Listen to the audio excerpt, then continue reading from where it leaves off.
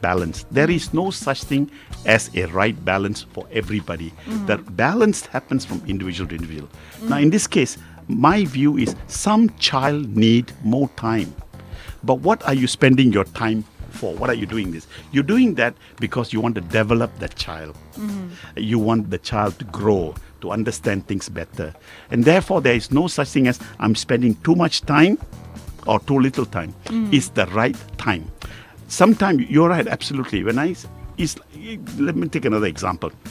If I have a subordinate working for me, and all the time I got to hold his hand, then he's never ever going to become better at whatever he's doing. I'm always holding him like someone. But like that in a child, as an example, you must know when to let go and when to hold the child, meaning when to do what is needs to be done, when not to do. That decision is yours. You must, of course, know your child much better than anybody else. So I do not believe the statement that, hey, we are spending too much time with the children. No, you're not. See, a child will definitely grow on its own. And they and you will know when to let go. When you hold a person too long, you want to tell the child of yours what to do, what not to do, and all that, then you might mentally make the child handicapped. You must avoid that. They must make their own decision. Okay, you can guide them and show them what needs to be done.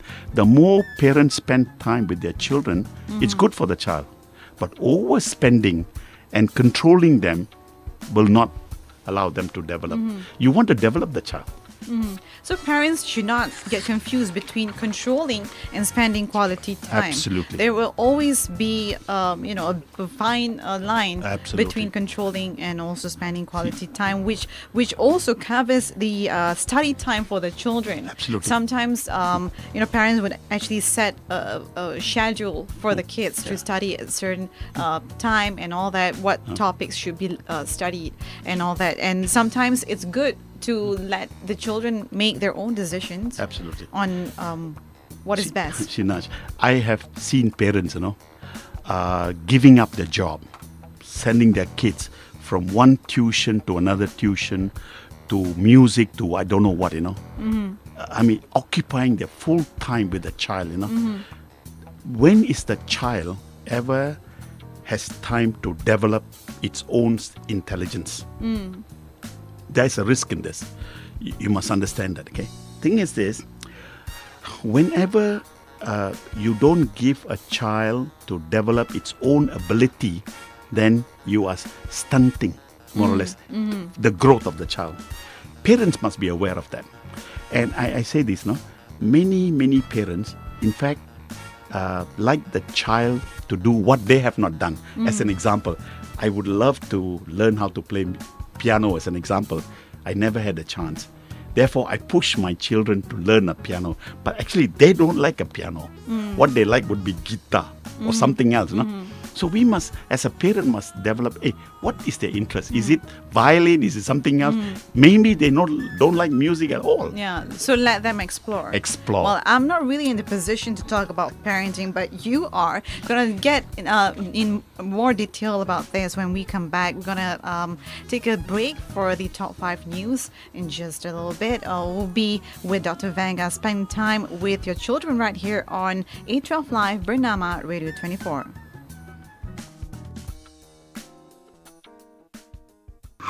Wow, is that how you change lanes? Ha! Oh, sorry. Welcome back to the program.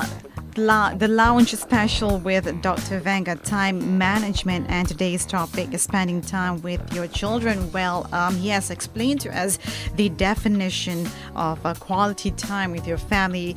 It wasn't really a true definition because it's different for every single family in this world. But what we know is that we have to capture this essence of each conversation that we have every single day, and no matter how much time or or how often we see each other, we need to set a motive Yes. for every single Yes. conversation. Yes, purpose. Yes. Yeah, a You must have purpose. a purpose. That's right. I believe in that. Yes. And in some countries, parents believe that eating together, in family is the most essential family time. Like how they say, a family that eats together stays together. How true is this tradition? Well, it is, in my experience, having traveled in many parts of Europe, the United States, and also South America, and some parts of Africa, I must say this, that Europeans have a very traditional, they are very traditional in a lot of ways. One of the things that is done in any family home is that they'll have or try to have every night a dinner. They call supper. Their supper is at 6 o'clock in the evening, where the parents, if they are working, they'll be back together with the kids and they'll sit down at a table and have the meal. Now, the kids also help out in terms of putting the table together, putting the plates out together while the parents are cooking. And I've been present in those occasions. And when they all sit together, they talk.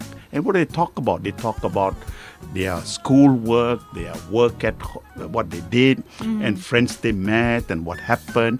And in this way, they became very interactive in the conversation, to knowing who the child met and who the parents, what they did. Of course, it's not deep conversation regarding work and all that, but more about the family. Some of them even talk very friendly about, Mom, can we have a different type of food tomorrow? Or something. See, setting already a pace. Or what shall we do in the weekend? Where shall we go? Things like they talk about. This type of atmosphere is one way wherein if you communicate all the time with your kids, you yourself, you'll understand the children much, much better. And this type of behavior is very European. I don't think Asians, we don't have that kind of thing, Some homes may have it, I'm not saying all, but this is something they do day in and day out, Monday to Friday. On Saturdays, as an example, it'll be kids on their own. Maybe the parents will go out for the evening on Saturday, but still, somehow or other, they'll find the Sunday together. So a lot of these are done in order to understand their children and to work with the kids and to develop them and grow. Now, this type of behavior, to me, it need not be a kind of a procedure that is set, no? But I think one can start this, no?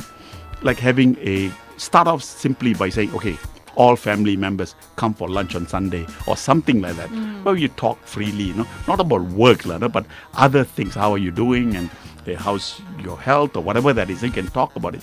But if you can also inculcate it in a daily life or home, it'll be much better.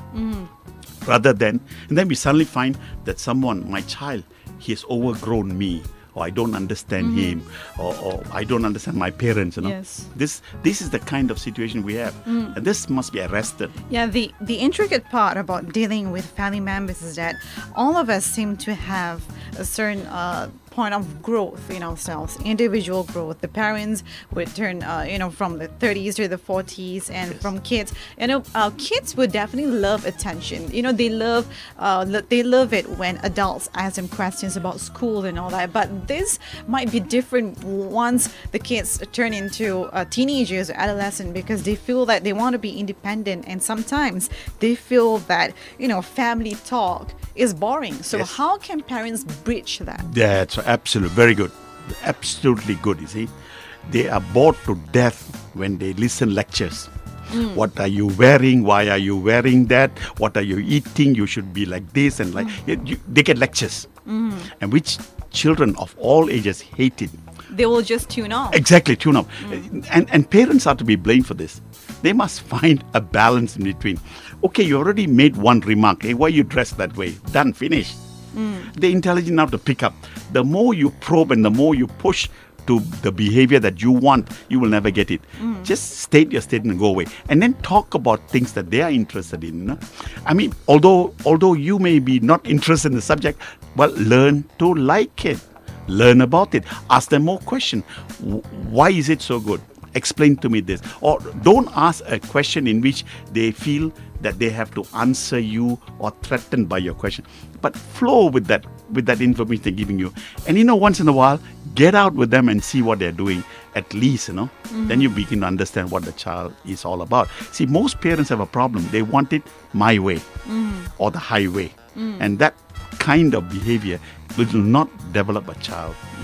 Young children today, their thinking ability, their understanding ability is far greater than me as a parent. Older parents like to